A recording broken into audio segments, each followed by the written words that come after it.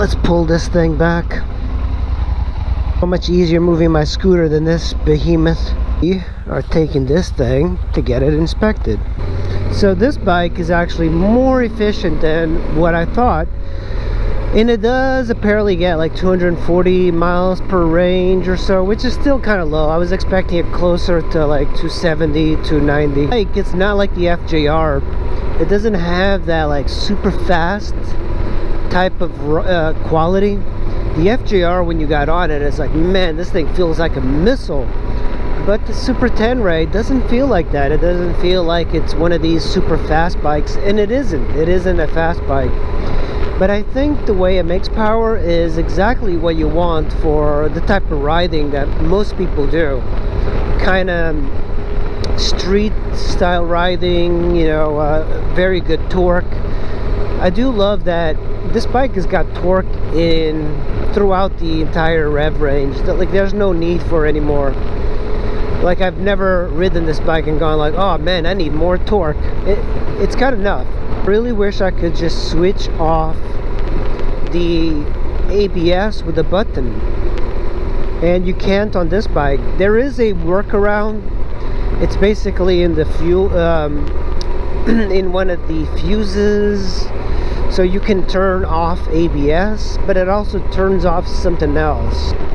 Some other things that you should note about this bike is that it's very wide, but it's very narrow at the rear end. The seats are kind of narrow, and I don't think it's a very comfortable passenger bike because the seats are narrow. In comparison, a V-Strom 650 is wider. It's got like a wider seat, so it makes more sense for a passenger to like that a lot more. But of course, you know, with the V-Strom 650, I did ride with a passenger, and for quite some time, like even like Colorado mountain passes, and it lost power, as you know, loses a little power as it like climbs up these 10,000 feet peaks, but it's not that big of an issue. Yeah, it's what it. But on this bike with a passenger, because it's got so much torque, you're not gonna slow down over mountain passes. This thing is just so powerful. So the resale value on this thing is really low. I mean, mainly for the first gen of the Yamahas, because, you know, when it comes out, nobody really wants it.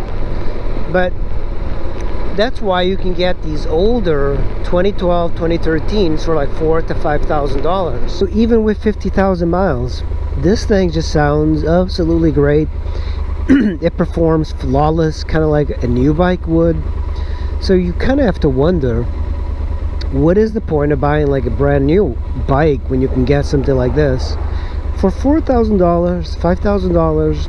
You can get a lot of bikes, but you can't get like the newer Teneres. You definitely can't get a GS from 2012 with 50,000 miles. When you compare the GS, you're really looking at about $9,000 to $10,000, and you're not getting twice the bike that this is. Tenere really is one of those bikes. Okay, Yamaha goes, we're gonna give you a freaking good engine, and we're gonna get you a transmission that's not gonna break, and everything else is a little bit less than the BMW. No, it doesn't have the heated grip standard. It doesn't have like the adjustable windscreen standard.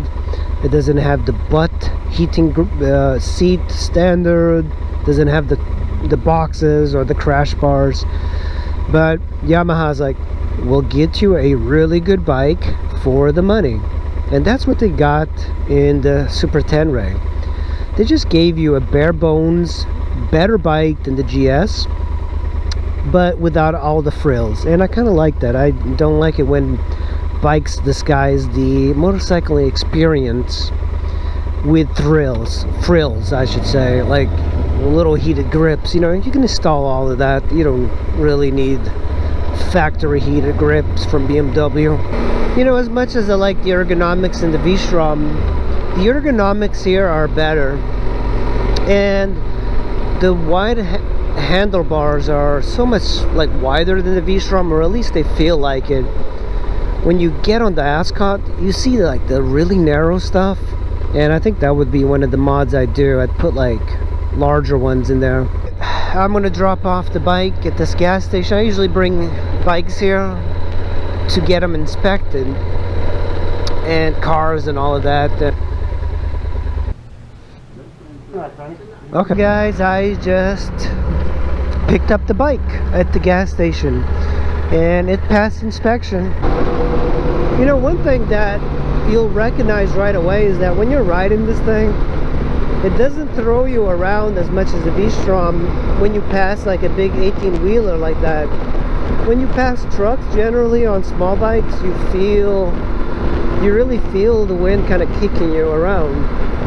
But this one, because it's so heavy, it doesn't like throw you around like most other bikes. Actually, this is the downside of this bike. It's just so big. So big. One of the toughest bikes to put on the center stand. Okay. Kind of stuck here. The cops won't bother me.